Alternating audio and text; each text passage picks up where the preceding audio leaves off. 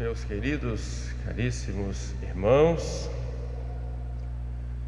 a Igreja durante esse tempo depois de Pentecostes vai nos dando orientações em cada leitura, em cada epístola, evangelho, do modo como nós devemos viver, com um objetivo de salvação, salvar a nossa alma e nos santificarmos vivendo a nossa vocação de cristãos, que é a vocação à santidade. Hoje, a igreja nos apresenta uma cena no banquete. Jesus está em Jerusalém, ali já, podemos dizer em linguagem bem atual, num ninho de serpentes. Estavam lá muitos fariseus que observavam, procurando pegá-lo em alguma situação, alguma palavra, porque já estavam planejando condená-lo de alguma maneira, não o aceitavam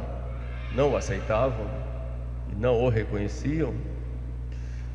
E um dos fariseus então chama Jesus para um banquete em sua casa, e era um dia de sábado, um dia de alegria, e um dia em que o Senhor tinha colocado como obrigações muito sérias, e os fariseus levavam isso muito a sério, até ao exagero, buscando servir mais a lei do que o sentido da lei, que é o culto a Deus. E aí estavam ali no banquete e aparece um homem, um hidrópico, o conhecido que tinha barriga d'água, popularmente falando. E todos o observavam. São Lucas coloca bem claro isso. E todos o observavam. Iriam saber o que é que Jesus iria fazer ali. Era um dia de sábado, estava na casa de um fariseu. O fariseu era responsável, o chefe da casa. E agora? E Jesus então coloca para eles uma questão de consciência. É permitido curar alguém no dia de sábado? O termo curar em linguagem bíblica tem um outro significado também, curar e salvar, É permitido salvar alguém no dia de sábado? Diante daquela questão, todos ficaram calados, não quiseram se comprometer, e Jesus então pega o homem e cura aquele homem e o despede.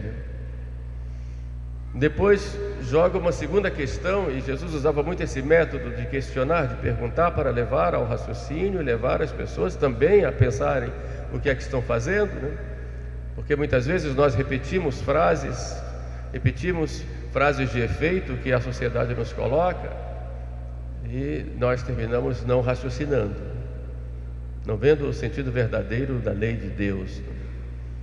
E Jesus então pergunta: qual de vós, tendo caído um boi ou um jumento num poço, ou um filho até, não o tira se for dia de sábado? Depois, em outro lugar, Jesus diz: o sábado foi feito para o homem e não o homem para o sábado. Ou seja, o homem está acima da lei.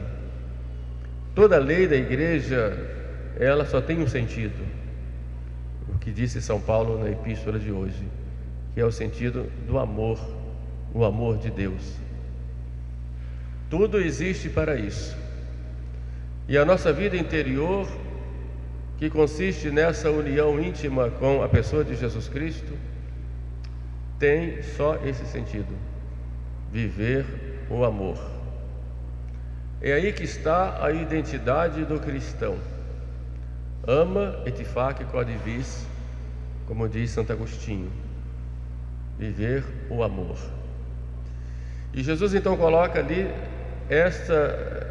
dá esta lição para aqueles homens que estavam mais preocupados com as exterioridades da lei e se esqueciam do principal sentido da lei, que é dar o culto a Deus, um Deus que deve ser amado. Mas este amor a Deus tem uma consequência concreta, de modo muito próximo de nós, que é o amor ao próximo. Amarás o Senhor teu Deus de todo o teu coração, de toda a tua alma, de todo o teu entendimento, já dizia a antiga lei, e amarás a teu próximo como a ti mesmo. Nisto consiste toda a lei, no amor de Deus e no amor do próximo. E é tão sério isso para Jesus, que nosso Senhor coloca como condição para a nossa salvação, e vai nos cobrar disso, quando Ele diz: tudo aquilo que fizestes ao menor dos meus irmãos, foi a mim que o fizestes. E nós diremos: Senhor, tu tiveste fome, tiveste sede, estavas nu, ou estavas preso ou doente, o que fizemos? Jesus vai cobrar isso de nós. Tive fome, me deste de comer, sede, me deste de beber, e daí por diante. De modo que o amor de Deus, ele se expressa em nós horizontalmente, no amor que nós temos ao nosso próximo, não só do ponto de vista material, fome, sede, mas também do ponto de vista moral e espiritual, o nosso bom exemplo, o nosso acolhimento, nosso perdão, nossa entrega à pessoa nos momentos de tribulação. E o amor, na prática, ele consiste no doar-se, dar-se inteiramente a nosso Senhor na pessoa dos irmãos. E ninguém tem maior amor, Jesus vai dizer, do que aquele que dá a vida.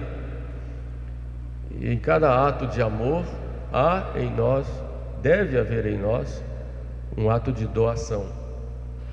Um pai que se entrega aos cuidados de sua família, de seus filhos, sua família.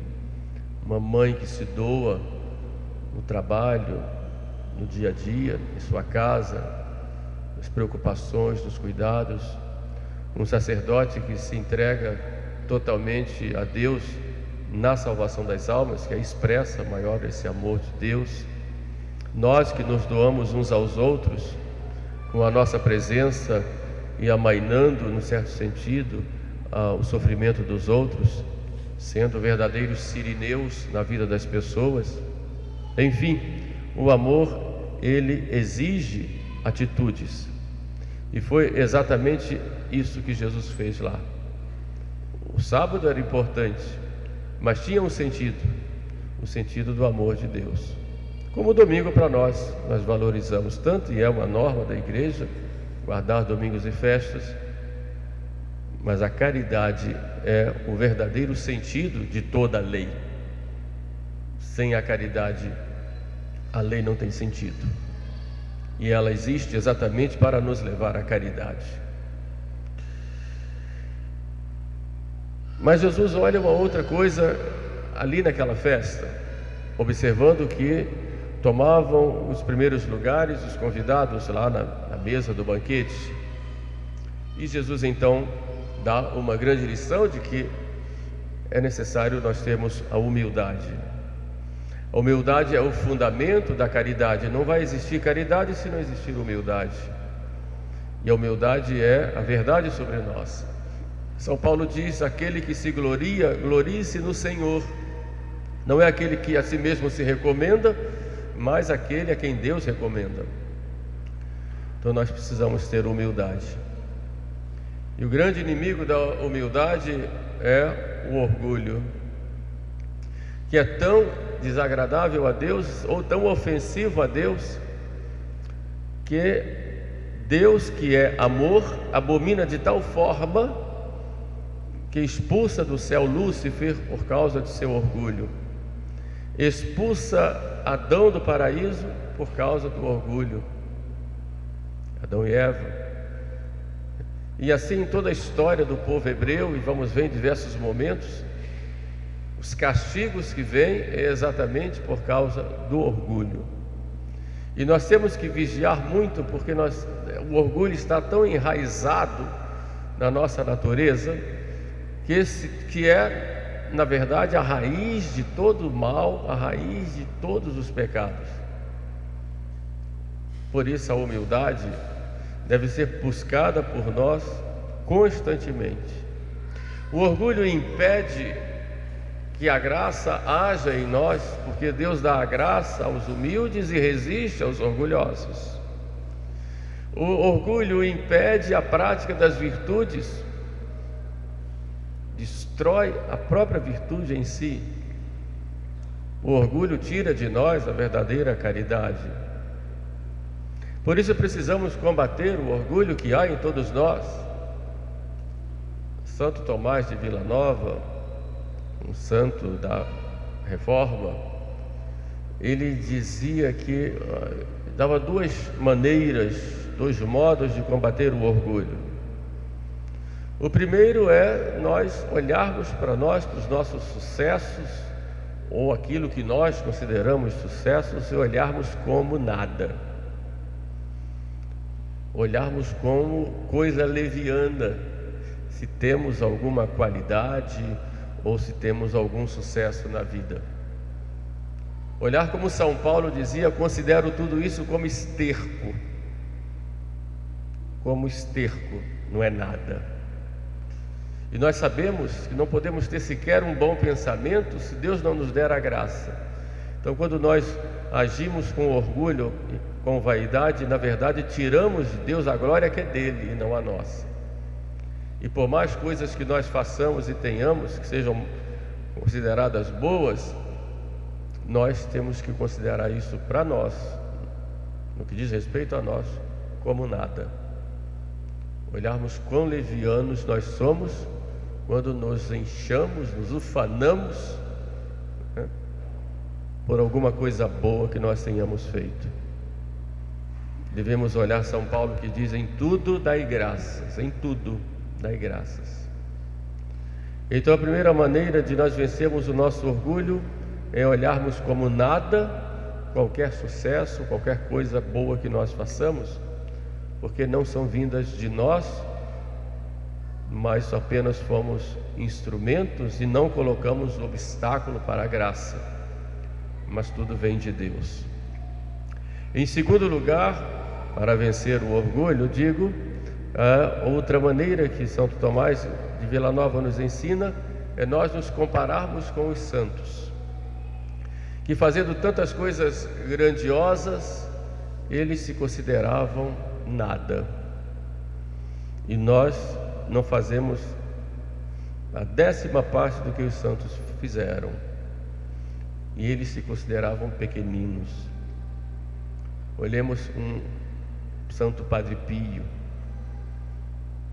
quanta santidade, quanto sofrimento e quanta humildade, considerando-se um nada. Eu sou um verme, sou um verme. E São João Maria Vianney, que muitas vezes queria fugir da paróquia, dizendo: eu preciso sair daqui, e queria fugir, chegou a fugir, porque eu quero chorar a minha pobre vida. E o que é que nós dizemos? O que é que nós dizemos? Santa Teresinha nos ensina, ela diz: eu quero sempre o último lugar, porque eu sei que lá ninguém quer e não vai ter ninguém brigando por ele, então eu vou escolher sempre o último lugar. Por isso nós devemos aprender dos santos, que fizeram tantas coisas grandiosas, mas sempre se consideraram pequeninos. E nós, por pequenas coisas que nós façamos, muitas vezes saímos tocando trombetas para que todos nos louvem, nos incensem, nos honrem, nos aplaudam, buscando honras. Cuidado com as honras do mundo, cuidado com os elogios. Nunca busquem os elogios, nunca busquem as honras. Na maioria das vezes são falsas, ou falsas intencionalmente por quem as faz, ou falsas exatamente porque não expressam a verdade. Por isso não busquemos as honras. O que nós fizermos de bom e temos que fazer, olhemos a Deus nosso Senhor como fonte de todo bem, como fonte de todo bem, e sejamos apenas instrumentos dele para fazermos bem a todos, apenas instrumentos. Como diz Jesus no Evangelho dos servos inúteis, somos servos inúteis, ou seja, não fazemos mais do que a nossa obrigação. Um modo, e aí eu acrescento um terceiro modo de nós vencermos o orgulho e vivermos com mais humildade, é nós sermos devotos do Sagrado Coração de Jesus. Porque Jesus nos ensina isso, a humildade. Aprendei de mim, que sou manso e humilde de coração. Por isso sejam devotos do coração de Jesus. Uma devoção que leva a viver o seu amor no dia a dia, sobretudo procurando imitá-lo nas suas atitudes. Veja o caso do Evangelho de hoje, a cura do hidrópico. Quanta compaixão teve aquele coração ao ver aquele homem sofrendo. E passa por cima de todo respeito humano, de todas aquelas pessoas, inclusive daquele que o estava recebendo à mesa, e todos aqueles que iriam criticá-lo, mas ele, por compaixão, atende aquele homem que chega ali com confiança. Assim age o coração de Jesus. E se nós realmente queremos alcançar a humildade, nós devemos imitar o coração de Jesus. Por isso, sejam devotos do coração de Jesus. A devoção ao coração de Jesus é um segredo que Jesus coloca a Santa Margarida Maria, pede que ela espalhe, faz várias promessas a quem abraçar essa devoção, e dentre elas diz que aquele que estiver em pecado, for um pecador, se converterá. Aquele que for tíbio terá o fervor, e aquele que já for fervoroso terá um fervor maior ainda. E a devoção ao coração de Jesus consiste não só nas homenagens que nós fazemos a Ele, devemos fazer pelas nossas orações, nos pedidos que fazemos a Ele, pedindo a sua misericórdia, na comunhão que fazemos em reparação por tantos ultrajes feitos a Ele no mundo inteiro, sobretudo no abandono e sobretudo nas almas mais consagradas, como Ele mesmo confidencia a Santa Margarida, mas também procurando imitar. Aprendei de mim, que sou manso e humilde de coração, e alcançareis paz para as vossas almas. Então, que neste dia que a igreja nos mostra esta cena, aquele banquete, nós procuremos aprender de Jesus a viver esse amor ao Pai e ao próximo, e procuremos no dia a dia ter essa humildade que é fundamento do verdadeiro amor a nosso Senhor. Porque chegará o momento em que Ele, que é o dono da festa, do banquete nupcial no céu, nos chamará e dirá: vem para cá, entra na alegria do teu Senhor. Louvado seja nosso Senhor Jesus Cristo.